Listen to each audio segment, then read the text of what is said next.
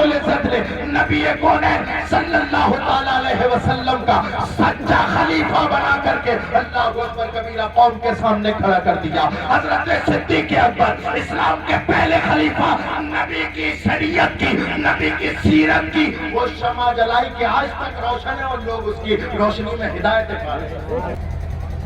آئیے حضرات, ہم اور آپ عقیدت و احترام کے ساتھ اپنے اور ساری کائنات کے مرکز عقیدت حضور احمد مجتبی محمد مصطفیٰ ارواحنا فدا صلی اللہ تعالیٰ علیہ وسلم کی بارگاہ میں درود و سلام کی نظریں پیش کریں. پڑھیے بابا سے بلند درود پاک. اللہم صلی علی سیدنا و شفیعنا و حبیبنا و مولانا محمد مبارک وسلم. صلاۃ و سلام علیک یا رسول اللہ صلی اللہ تعالیٰ علیہ وسلم. قابل مبارکباد ہیں اس گاؤں کے تمام افراد, اس کمیٹی کے تمام ذمہ داران, خاص کر ہمارے امام صاحب قبلہ, کہ آپ نے اس پرفتن دور میں وہ کام کیا جو یقیناً ایک نمایاں کام ہے, دینی کام ہے. اللہ رب العزت اس کی جزائے خیر آپ کو دنیا میں بھی عطا فرمائے اور آخرت میں بھی عطا فرمائے. اور یہ یقیناً آپ جانتے ہیں, یہ میرے کہنے کی ضرورت نہیں ہے, ہمارے امام صاحب رسالہ نبی صاحب قبلہ انہوں نے زمینی سطح کا کام کیا ہے اور یہاں تمام لوگوں کو اکٹھا کیا. سرکار غوث پاک رضی اللہ تعالیٰ کی محفل سجائی. یقیناً یہ بہت بڑا کام ہے اور ان کی خدمات دین کے لیے جو ہے وہ ایک عرصہ دراز سے چلی آ رہی ہے اور مجھے امید ہے کہ یہ باقی رکھے کہ آپ لوگ ان کی خدمات کو, اللہ رب العزت ان کی خدمات کو قبول فرمائے, ہمارا یہاں پر آنا بیٹھنا سننا قبول فرمائے. تقریریں تو ہو چکی ہیں, عصر کا وقت بھی ہو گیا. میری خواہش یہ تھی حضرت میری خواہش یہ تھی کہ اس پروگرام کو ختم کر دیا جائے اور صلاۃ و سلام پڑھ لیا جائے. عصر کا وقت ہو گیا ہے, لیکن چلیے اگر آپ راضی ہیں تو 10 منٹ میں آپ کے سامنے بولتا ہوں. اور یقیناً مجھ سے پہلے بہت عظیم خطابات ہو گئے اور اس کے بعد انشاءاللہ عصر کی نماز پڑھنی ہے. ہم اور آپ آج سب مل کر کے سرکار غوث پاک, فرد الافراد, قطب الاقطاب, غوث سمدانی, آل قاسم نعماء ربانی, محبوب سبحانی, شیخ عبد القادر جیلانی رضی اللہ تعالیٰ عنہ کی محفل سجا رہے ہیں. اس بات کا آپ کو علم ہونا چاہیے کہ حضرت آدم علی نبینا علیہ الصلوۃ والسلام سے لے کر اور ہمارے آقا صلی اللہ تعالیٰ علیہ وسلم تک بے شمار پیغمبر اور انبیاء کرام تشریف لائے. اب میں آپ سے سوال کروں کہ وہ کیوں تشریف لائے تو آپ جواب دیں گے انسانوں کی ہدایت کے لیے, ہے نا. انسانوں کی ہدایت کے لیے انبیاء اور رسولان اعظام تشریف لاتے رہے. کبھی حضرت آدم آ رہے ہیں, کبھی حضرت شیس, کبھی حضرت صالح, کبھی حضرت نوح, کبھی حضرت ابراہیم, کبھی اسحاق, کبھی اللہ اکبر کبیرہ حضرت یوسف علیہ السلام, کبھی عیسیٰ اور کبھی موسیٰ, اور آخر میں نبی کونین صلی اللہ تعالیٰ علیہ وسلم تشریف لائے.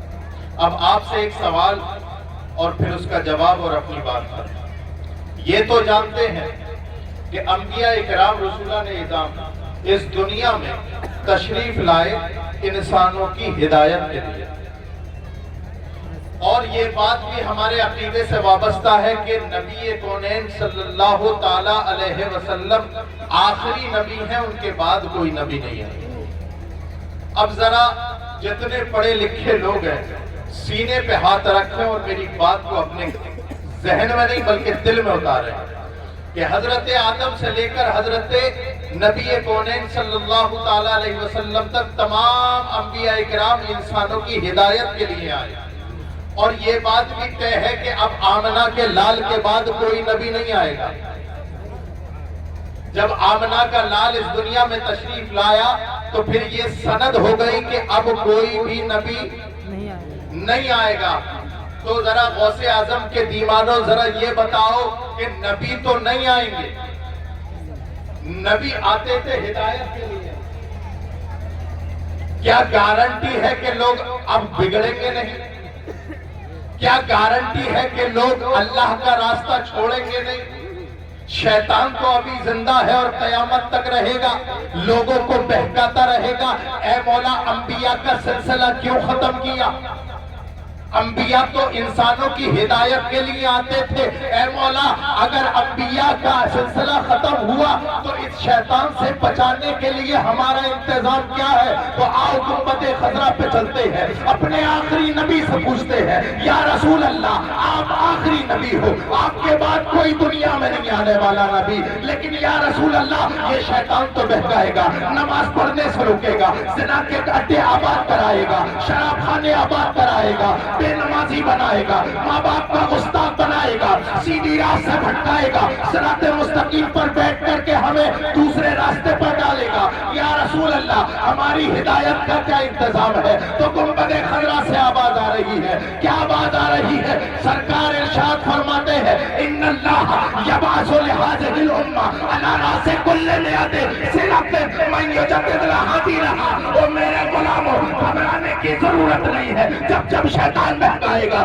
لوگوں کو بہکائے گا، تب تک میری امت میں ہر سال کی صدی میں، ہر سال کی ابتدا میں، ہر صدی کی ابتدا میں اللہ ایک ایسے میرے غلام کو، میرے چنندہ غلام کو بھیجے گا جو لوگوں کو ہدایت کے راستے پر لاتے رہے۔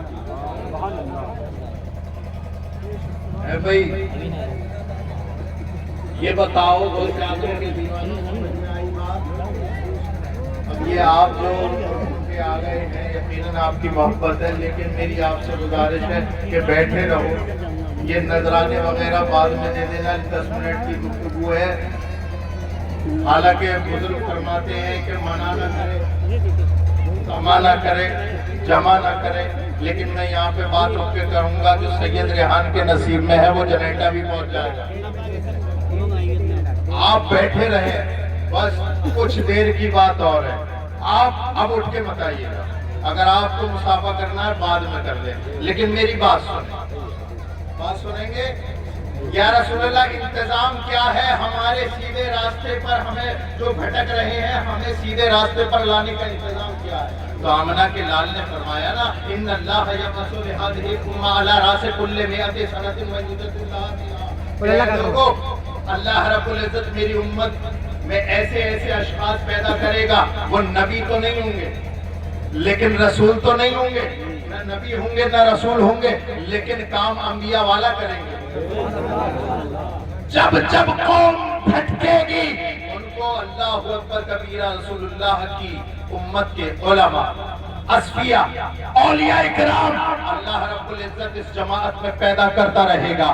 ہم آؤ دیکھتے ہیں نبی کونین صلی اللہ علیہ وسلم کے ظاہری دنیا سے جانے کے بعد لوگ تڑپ رہے تھے، ہائے ہمارا حال کیا ہوگا؟ ہم تو رات کرتے تھے تو آمنہ کے لال کا چہرہ دیکھ کر کے کرتے تھے، ہماری صبح ہوتی تھی آمنہ کے لال کا چہرہ دیکھ کر، آج آمنہ کا لال اس دنیا سے چلا گیا، ہماری راتیں کیسے گزریں گی؟ اب قرآن کا نزول بند ہو گیا ہے، اے اللہ اب کیا کیا جائے گا؟ لیکن لوگوں نے دیکھا، لوگوں کی تشویش اور شک شبے سب زائل ہوئے، اللہ رب العزت نے نبی کونین صلی اللہ تعالی علیہ وسلم کا سچا خلیفہ بنا کر کے اللہ اکبر کبیرہ قوم کے سامنے کھڑا کر دیا۔ حضرت صدیق اکبر اسلام کے پہلے خلیفہ، نبی کی شریعت کی، نبی کی سیرت کی وہ شمع جلائی کہ آج تک روشن ہے اور لوگ اس کی روشنی میں ہدایت پا رہے ہیں۔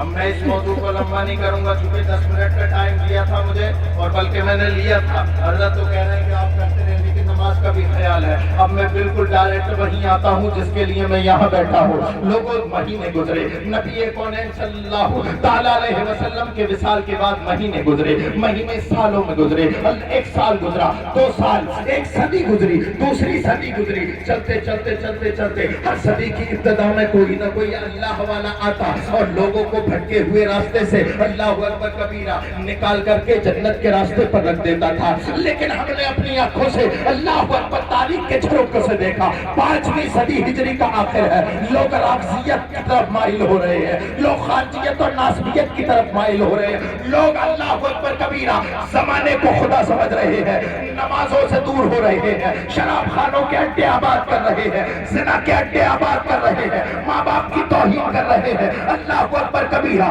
ایسے ماحول میں ضرورت تھی کسی ایسے سچے انسان کی جو تمام بھٹکے ہوئے کو ایک پلیٹ فارم پہ کھڑا کر دے۔ زمین کب کپا رہی ہے، آسمان تھر تھرا رہا ہے، مولا یہ گناہگار بندے جائیں تو جائیں کہاں؟ جدھر جاتے ہیں کہیں رافضیت اپنی طرف کھینچتی ہے، ناصبیت اپنی طرف کھینچتی ہے، نبی کے غدار اپنی طرف کھینچتے ہیں۔ اے مولا ان بھٹکے ہوئے کو کوئی انتظام کرو۔ تو ہم نے دیکھا تاریخ کے چھڑوں سے دیکھا کہ 5ویں صدی کے آخر میں 470 ہجری میں حضرت موسیٰ جنگی دوست کے گھر میں حضرت فاطمہ ام الخیر کی گود میں اللہ نے ولایت کا وہ سورج نمودار کیا کہ جس کی روشنی پاتی گئی، تو جب سورج طلوع ہوا رافضیت کی شمع الگ بجھ رہی ہے، خارجیت الگ تمتمے لے رہی ہے، یہاں تک کہ سرکار غوث پاک رضی اللہ تعالیٰ عنہ کی جیسے ہی ولایت ہوئی، ہدایت کی شمع روشن، سرکار غوث پاک رضی اللہ تعالیٰ عنہ اس دنیا میں 470 ہجری اور رمضان کی پہلی تاریخ کو تشریف لائے۔ کتنے؟ 470 ہجری رمضان کی پہلی تاریخ